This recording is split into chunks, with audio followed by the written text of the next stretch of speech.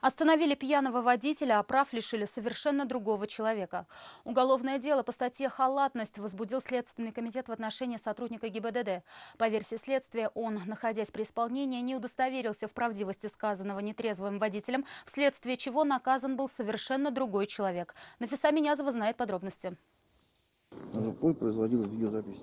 Пока один инспектор выписывал протокол, второй снимал все это на видео. Доказательства должны были быть железные. Мужчину остановили на одной из улиц поселка Джалиль из-за непристегнутого ремня безопасности. Но документов у водителя не было, и он был нетрезв. Сейчас нет, сначала отстраняется, потом свидетельство проводится.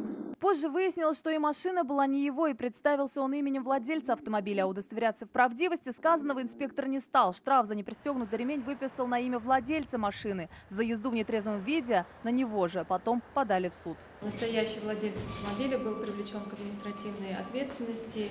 Ему был выписан штраф в размере 30 тысяч рублей, а также он был лишен права управления транспортными средствами на срок 1 год и 7 месяцев. Владелец машины был явно этому не рад. В итоге Следственный комитет возбудил дело уже в отношении 29-летнего автоинспектора по статье «Халатность». Нафиса Минязова, Ильнар Хатыпов, вызов 112.